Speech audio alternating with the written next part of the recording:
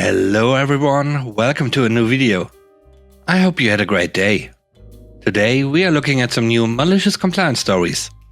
Please let me know what you think about today's video in the comment section below. The first story is called "He Did Not Want to Listen." So I'm currently 7 months into my new job, mainly shipping orders online. My hours have been constantly up until a month ago, 5 days a week from 10 until 7. A few weeks ago they changed my hours. Due to turnovers and new staff, I have become part of the veterans, the old guard, whatever you call it. One of the staff who left was on the morning shift, so they asked me to start earlier, from 6 to 3. No problem, I like the better hours. Cue someone who we'll call Kurt. Kurt is the evening and weekend supervisor, but isn't around my department that much. I didn't interact with him, nor did he with me. But for some reason, this weekend he noticed me leaving at the end of my shift. Kurt apparently hadn't heard of my shift change for months, or just straight up forgot about my hour change. But Saturday, as I was leaving and talking with a coworker, he came out of the door by the one exit, screaming like a male banshee. "Where are you going?" "I'm going home." "You are staying until the end of your shift." "But I'm done for the day." "You are not done until 7. I know that for a fact." At this point, I started to understand what is happening and tried to explain. "Hey, I started working." "I don't give a crap about what you started working on. Get it finished first when you go back into the warehouse." My inner malicious compliance gears set to go. Okay, so I put my stuff back in my locker and returned to the warehouse. I look at the online orders. Oh, one popped up a minute ago. I should get at it. Shucks, none in the warehouse, better find it on the floor. Oh, it's locked up, better go back and get the keys. Okay, got keys. Oops, wrong set. Needless to say that I did little for those hours. Busy enough to look busy, but did what I could to fill the time. Today I went to my supervisor and mentioned that I will be adding 4 hours of overtime to my paycheck. When asked why, I told her that Kurt asked me to stay until 7. Later on, my manager came over and apologized to me. He told me that Kurt was brought in and was asked why he kept me later than was necessary. And they had to patiently explain the change of hours. Kurt tried to say I volunteered to stay, but it didn't hold water. Then said that I talked back. But no, my coworker vouched for me. Then his Hail Mary throw. I didn't tell him of the schedule change. My coworker once again vouched that I tried to tell him, but he overruled and yelled over me. Now I have some extra pay coming my way. And Kurt has been instructed to look at the schedule immediately when it's put up. The next story is called "He Did Not Complain Again After This."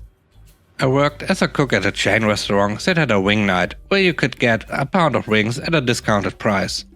We didn't actually weigh the wings. Our spec said 8 wings to a pound. 4 drums and 4 flats. One night a table comes in and everyone orders a pound of wings. A little while after the wings go out, the server comes back a little flustered and explains there has been a complaint. Apparently, one of the guys at the table complained that it was obvious that he didn't get a pound, because it would be a huge coincidence if everyone's pounds led to the same number of wings on each plate. He insisted that the server go and weigh these already discounted wings to make sure he was getting what he paid for. So we weighed it. Sure enough, it was not a pound. It was a pound and a half. We tell the server to bring it out and tell him he's getting more than a pound. Heck no. He paid for a pound, he's going to get what he paid for. And with that, she threw 2 of his wings in the garbage and re-weighted the food. But it was still over. So she throws another one out. Bang, 1 pound of rings. So she brings back out his 5 rings and calmly tells the gentleman, "Here are your rings, sir." You were right, there was more than a pound there. So we threw the other ones out. Good catch. When they ordered a second round, he didn't complain that everyone got 8 wings to a pound. I hope you enjoyed today's video so far. If you like the video, don't forget to press the like button. It really helps. And now, on to the next story. The third story is called "You Will Pay for This." So, our burger shop is popular due to our vast range of vegan and vegetarian burgers and the ability to customize everything, which is not great for the employees. We get all sorts of ignorant wannabe vegans, and I wanted gluten-free but also a big pack of chili cheese types of people, but this lady takes the price. So it's a late night and we are only about 5 people working in total. But there aren't too many customers, so it's not too bad. I'm handling the kitchen solo and we got our rookie handling registers. He makes a few errors here and there, but is handling himself pretty well. Until Karen arrives. Now, I don't hear her order, but after a minute or so, her order comes up on my screen. 1 halloumi burger. No biggie, I make the burger and he serves her quickly and everything seemed fine. Until she returned. I don't have a line of sight of the registers, but I can hear her screaming at the poor rookie. So I get over there quickly to help the rookie with this angry Karen. What seems to be the issue?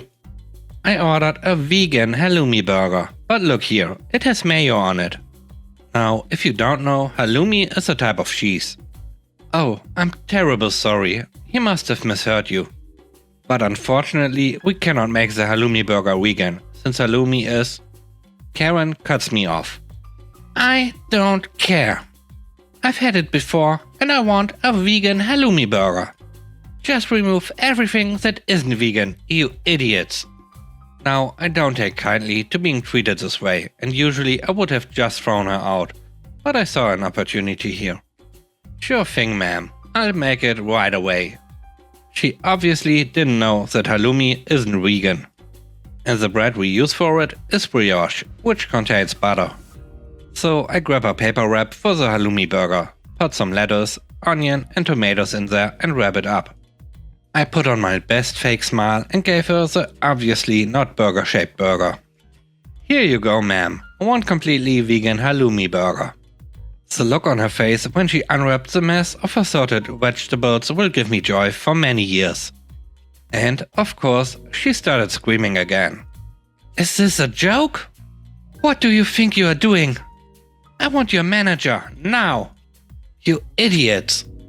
And like a summoned genie, my manager came over from the drive area to see what all the commotion was about. This idiot can't make a effing vegan halloumi burger and tries to give me this instead. I want my money back and I'm gonna report you all to corporate. The manager stayed cool as a cucumber.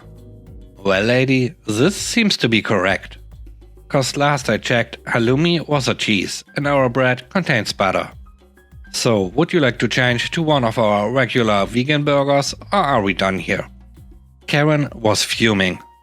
We could have used the heat from her to grill our meat on. She did a full 180 and kept screaming on her way out. This is not over. You will pay for this. As soon as she was out the door, we collectively lost it, just laughing at the poor pile of lettuce, onions and tomatoes. As far as I know, she hasn't come back and we still haven't paid. The last story is called No Contact to Anyone.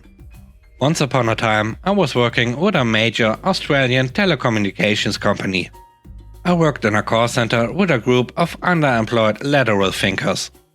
It made work great as you were always discovering new things.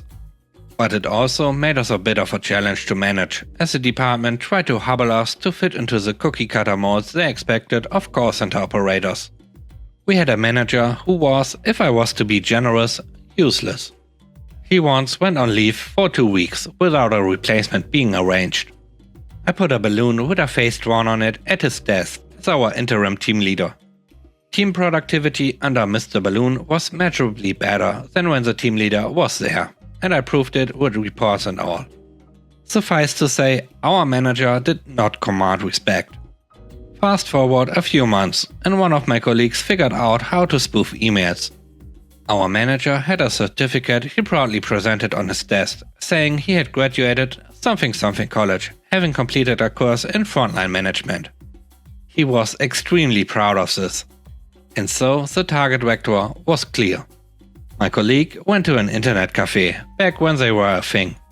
From there, he sent a spoofed email to our manager. The email was built to look like it was from something college. The email demanded that manager provided evidence of his competence as a frontline manager, or his certificate would be withdrawn. Now, manager's world was appropriately shaken when he got this email. He must have complained to the appropriate higher-ups, because the InfoSec squad jumped straight on it. They traced the email back to the cafe's IP address. In retrospect, we could all see this error in judgment. They printed out mugshots from the company's internal directory and identified my colleague as being the person who sent the email. The colleague was pulled into a day's worth of meetings, as manager, manager's manager, and so on all leaned on him pretty hard, trying to get him to confess so they could dismiss him for misconduct. I think the company realized they were on shaky ground to try and prove that the colleague had really done anything wrong. Having sweated colleague all day with no effect, the manager's manager put him on paid leave pending investigation with strict instructions. Do not make any contact with anyone from work, as they did not want rumors of a pleb messing with the ruling class getting out. Months pass. The colleague has not been in the office. The company has completed its investigation, but needed to let colleague present his defense. But his mobile is disconnected, and he has connected a new number with a competitor. And he has moved home. And he is not replying to emails. He has ghosted. And the company doesn't know what to do. More months pass. I guess it gets to a point where the company can declare colleague legally dead. Or at least say he has abandoned employment. They stop paying his wages. A few months pass. Manager's manager is walking through a business district in the city and runs into colleague. The colleague is in a flash suit with a briefcase, obviously hustling to a meeting himself. Manager's manager says hello. He asks colleague what he's been doing with himself. I work for this major tech company now. I've been working with them since a couple of weeks after I was put on paid leave. I would have told you, but I was told not to communicate with anyone from work. Thanks for that second paycheck though. Thanks for watching the video. I hope you enjoyed it. If you did, please consider subscribing to the channel for more content. Let me know what you think about the stories in the comment section below. Have a great day. Bye bye.